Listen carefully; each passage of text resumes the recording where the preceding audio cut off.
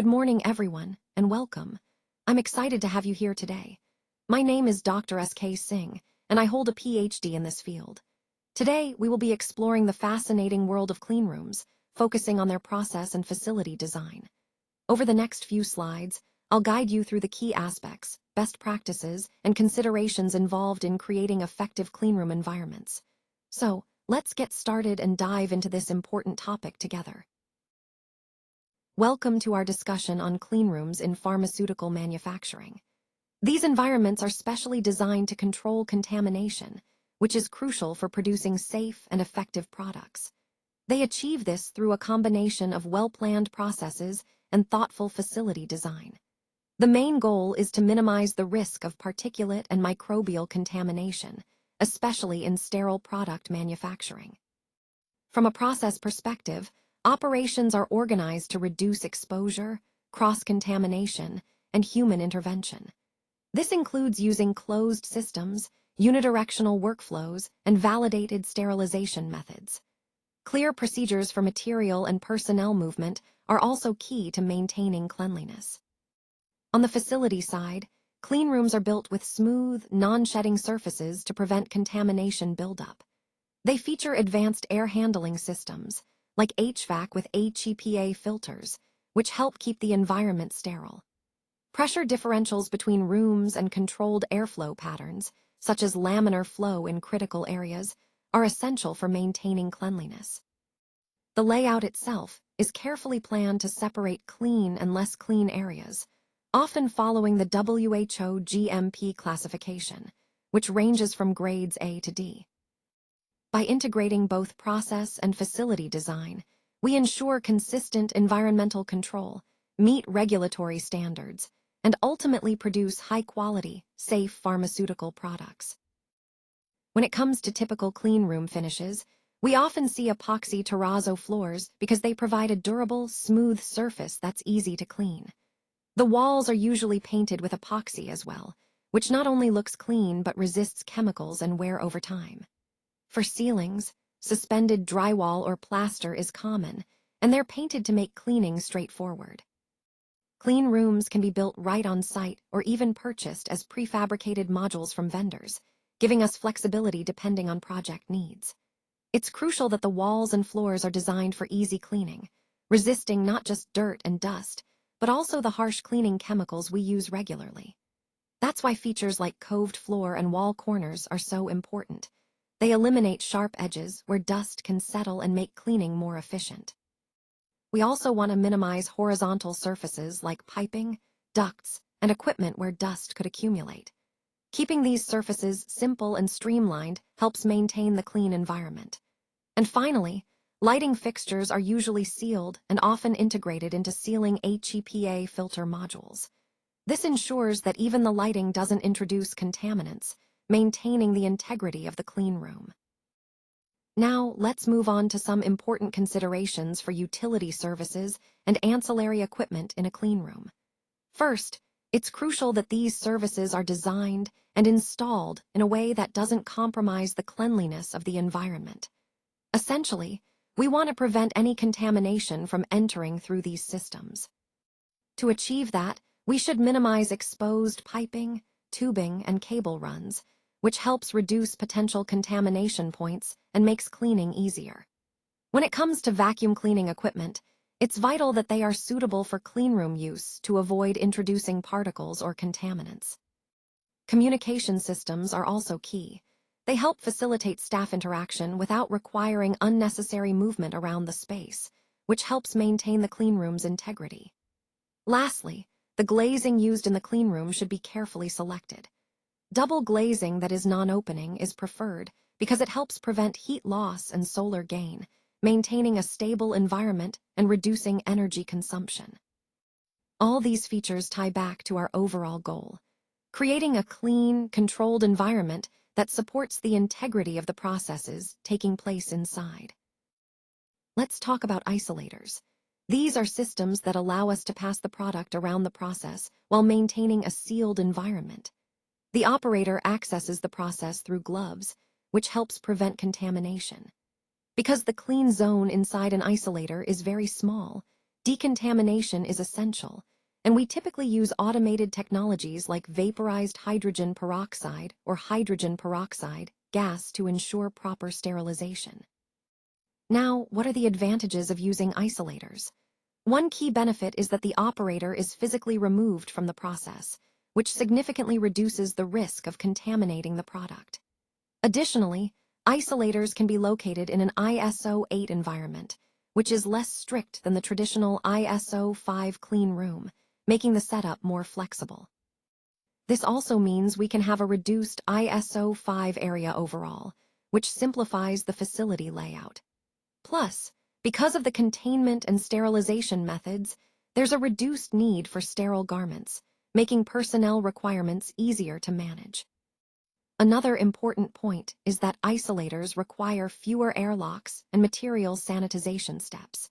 This simplification allows for easier movement of materials and personnel within the facility, and it also reduces the time and resources needed for cleaning and validation.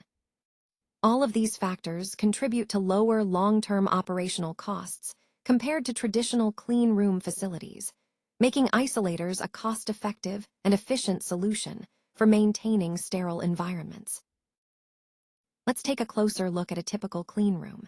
As you can see, clean rooms are specially designed environments that maintain extremely low levels of contaminants. They're crucial in industries like pharmaceuticals and electronics, where even tiny particles can cause big problems. In this slide, we're continuing to explore the specifics of what makes a clean room effective. You'll notice the controlled air flow, the filtration systems, and the strict protocols for personnel. All of these elements work together to ensure the environment stays as pristine as possible. This is a great example of how precision and attention to detail are essential in maintaining product quality and safety. Remember, the overall goal is to create a space where contamination is minimized, supporting the integrity of the manufacturing process. Now, let's continue our discussion on clean rooms. A clean room is essentially a specially controlled environment, carefully designed to minimize contamination from airborne particles, microorganisms, and other pollutants. These environments are crucial in industries like pharmaceuticals, biotechnology, and medical device manufacturing, because they help us ensure the highest product quality and safety. To achieve this, clean rooms maintain strict control over several factors, including air cleanliness, temperature, humidity, and pressure. They use advanced HVAC systems equipped with HEPA filters, which are essential for trapping tiny particles and contaminants. You might notice that airflow patterns, such as laminar flow, are employed to help remove contaminants efficiently and keep the environment uniform. It's also important to highlight that personnel play a significant role here. Anyone working in a clean room must follow rigorous gowning and hygiene procedures, since humans are often a major source of contamination. That's why classifications like A, B, C, and D are used in the pharmaceutical industry to specify different levels of cleanliness needed for various operations.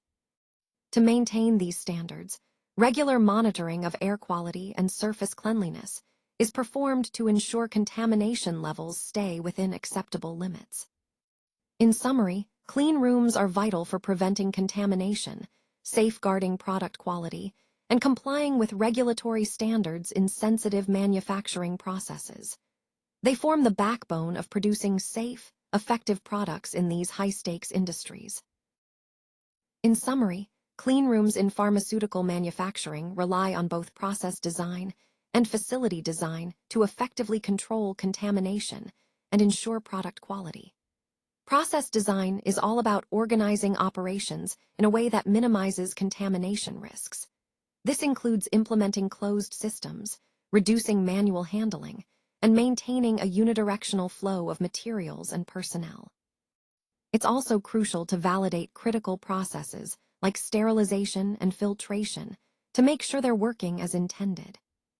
On the other hand, facility design focuses on creating a physical environment that supports cleanliness. Clean rooms are built with smooth, easy-to-clean surfaces, and they incorporate advanced HVAC systems with HEPA filters. Proper airflow is essential, often using laminar flow to keep particles moving in a controlled manner and pressure differentials help prevent contamination from spreading between different areas. The layout is carefully planned to separate different cleanliness levels, such as grades A through D, according to WHO GMP standards. When you combine these process and facility design elements, you create a controlled environment that maintains sterility, meets regulatory requirements, and ultimately ensures the safe production of pharmaceutical products. This integrated approach is key to maintaining high quality and safety in pharmaceutical manufacturing.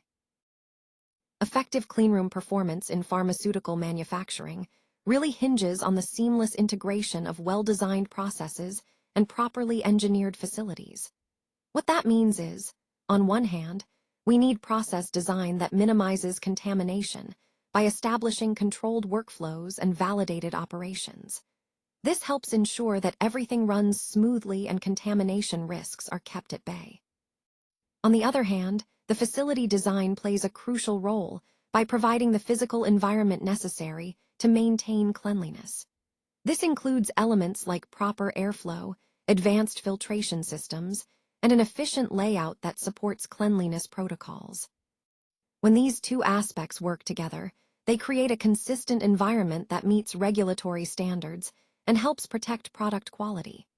Ultimately, a well-designed cleanroom system reduces contamination risks significantly and supports the safe, reliable production of pharmaceuticals.